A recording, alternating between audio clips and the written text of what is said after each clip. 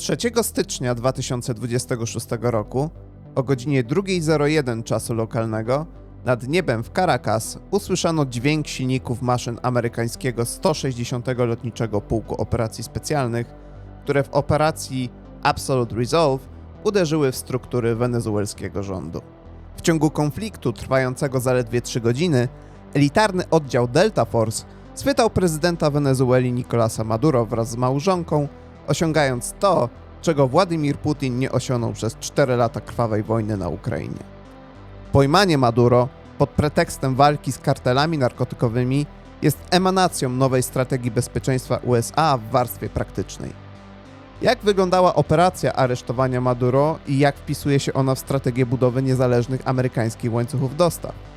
Co łączy atak USA z powrotem do doktryny Monroe i podpisanym 2 tygodnie wcześniej porozumieniem na rzecz technologii Pax Silica?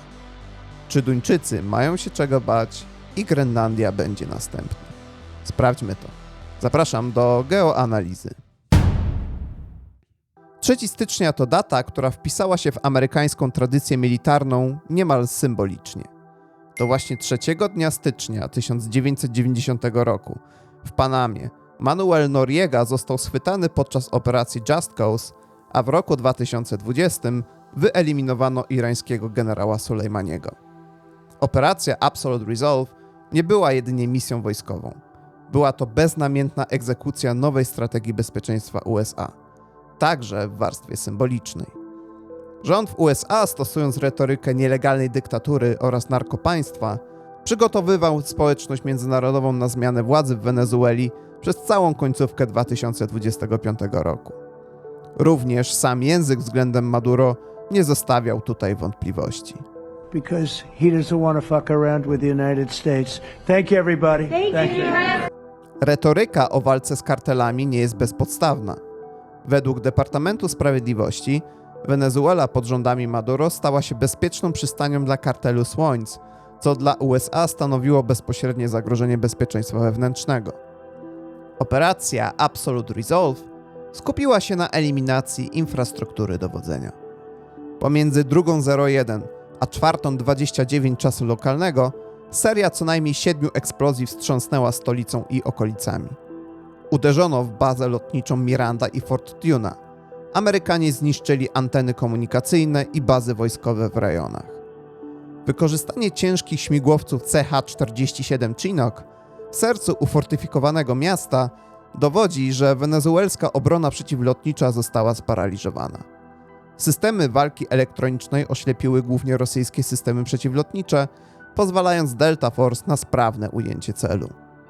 To sygnał dla państw polegających na rosyjskim uzbrojeniu, że ich systemy obronne są dla Amerykanów łatwe do ominięcia.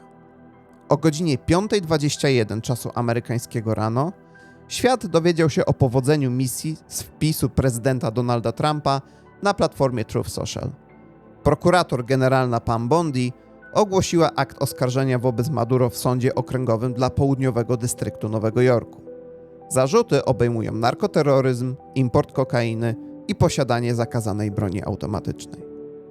Odpowiedź pozostałych przy władz struktur reżimu była szybka, choć chaotyczna. Wenezuelska wiceprezydent Delcy Rodriguez początkowo żądała dowodu użycia pary prezydenckiej, nazywając akcję porwaniem. Sytuacja jednak zmieniła się gwałtownie.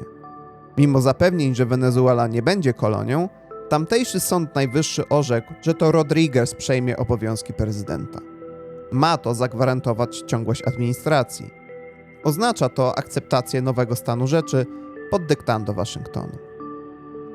Głos zabrała także laureatka pokojowego Nobla, Maria Corina Machado, która w swoim oświadczeniu nawoływała do objęcia władzy przez Edmundo Gonzaleza, który wygrał wybory w 2024 roku.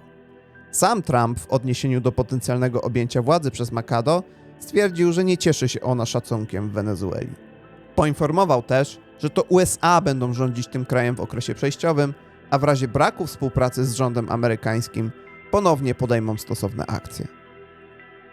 Sama Rodriguez odebrała zaprzysiężenie m.in. z rąk syna Nicolasa Maduro, a po samej ceremonii gratulowali jej obecni na uroczystości ambasadorowie Chin, Rosji i Iranu. Ludzie reżimu więc w wciąż się mocno trzymają. Sama McAdoo w wywiadzie zadeklarowała z kolei chęć przekazania swojego Nobla na rzecz Trumpa.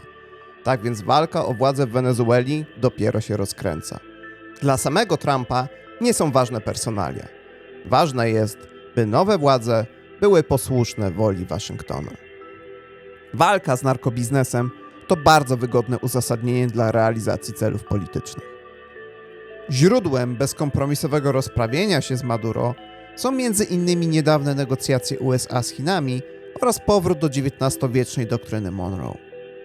Niedawne negocjacje między Waszyngtonem a Pekinem wykazały, że amerykańskie lewary negocjacyjne, takie jak np. procesory AI NVIDIA, to za mało. Trzeba było zatem szukać nowych opcji. Mając w tle niespłacone 19 miliardów dolarów przez Wenezuelę względem Chin, które są bezpośrednio powiązane z dostawami ropy, USA zyskują nowe narzędzie w wojnie handlowej. Oprócz tego Amerykanie przestali jednoznacznie ukrywać, że wrócił koncert mocarstw, a Stany Zjednoczone aktywnie będą odzyskiwać prymat na półkuli zachodniej. Strategia bezpieczeństwa stwierdza wprost, że Waszyngton nie będzie tolerował niehemisferycznych konkurentów i będą budować niezależne łańcuchy dostaw. Jak łatwo się domyślić, chodzi tu głównie o Chiny, ale nie tylko. Europa, zgodnie z doktryną Monroe, nie jest tu także mile widziana. Akcją w Wenezueli Ameryka ogłosiła zatem koniec epoki, w której obce mocarstwa mogły budować swoje przyczółki pod ich nosem. Biorąc pod uwagę sieć powiązań, jaką Wenezuela czawistów zbudowała z Rosją i Chinami, nie może zatem dziwić fakt, że właśnie ten kraj stał się celem w pierwszej kolejności. W praktyce oznacza to wypychanie wpływów Chin, ale także Rosji i Europy, z kluczowych aktywów strategicznych, od portów, przez infrastrukturę krytyczną i przede wszystkim złoża surowców. To właśnie o nie toczy się tutaj główna gra, czego sam Trump na swojej konferencji prasowej nie ukrywał. To właśnie amerykańskie firmy mają brać udział w inwestycjach w wenezuelską ropę. Dla amerykańskiego biznesu naftowego otwiera się lukratywna możliwość biznesowa, obarczona jednak ogromnym ryzykiem, którego nie wiadomo, czy firmy te będą chciały powziąć. Budowanie zasobów surowcowych blisko granic USA jest klasycznym przykładem skracania łańcuchów dostaw i początku stopniowego odcinania się od Chin, nearshoringu. Jest to element realizacji celu odbudowy amerykańskiej bazy przemysłowej. Strategia bezpieczeństwa jednoznacznie stwierdza, że USA będą utrzymywać bezpieczne i niezawodne łańcuchy dostaw, w tym dostęp do kluczowych minerałów. Wenezuela jest bogata nie tylko w ropę, ale także m.in. złoto, wolfram czy cynę. Kraj ten posiada również złoża minerałów ziem rzadkich.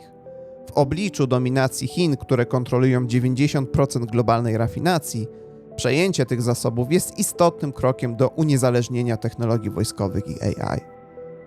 Długoterminowo sytuacja, w której Chiny mogą zablokować produkcję amerykańskiego uzbrojenia, takich jak np. samolot F-35, lub kontrolują ważne elementy łańcucha dostaw, np. Tesli, z punktu widzenia Stanów Zjednoczonych jest nieakceptowalna. To, że USA planują w tej materii działać na wielu frontach, znajduje odzwierciedlenie w ogłoszonym w połowie grudnia 2025 roku porozumieniu Pax Silica. Podpisane przez USA, Japonię, Australię, Koreę Południową, Izrael, Singapur i Wielką Brytanię porozumienie zakłada zbudowanie bezpiecznego, odpornego i innowacyjnego łańcucha dostaw dla technologii kluczowych w erze sztucznej inteligencji, od minerałów krytycznych po półprzewodniki. Cel to ograniczyć ryzykowne, czytaj chińskie, zależności i zapewnić bezpieczeństwo ekonomiczne państwom partnerskim. Zatem interwencja w Wenezueli wpisuje się w ten trend amerykańskich działań. Warto odnotować, że choć na szczycie Pax Silica byli obecni przedstawiciele Holandii, Zjednoczonych Emiratów Arabskich i Tajwanu, to nie podpisali oni porozumienia. W przypadku Tajwanu istnieje uzasadnienie dyplomatyczne – polityka jednych Chin. Jednak w kwestii Holandii, mającej w posiadaniu ASML, da się wyczuć echo niechęci względem polityki Trumpa wobec Europy. Wenezuela zdaje się być tylko początkiem. Wypowiedzi polityków amerykańskich, w tym Marco Rubio czy samego Donalda Trumpa, zwiastują kolejne interwencje ze strony USA. Rubio stwierdził, że rząd kubański jest w tarapatach, a żona doradcy Donalda Trumpa Stevena Millera opublikowała wpis na platformie X z mapą Grenlandii w barwach amerykańskiej flagi. Sam Trump również potwierdził swoje intencje w kilku wypowiedziach po akcji w Wenezueli. Duńczycy już zaczęli postrzegać USA jako zagrożenie dla swojego bezpieczeństwa, a sama Grenlandia to ziemia bogata w metale ziem rzadkich, takie jak neodym, prazeodym, dyspros i terp. Posiada także złoża litu będącego niezbędnym elementem w nowych technologiach. Zatem Europa i Dania nie mogą czuć się pewnie.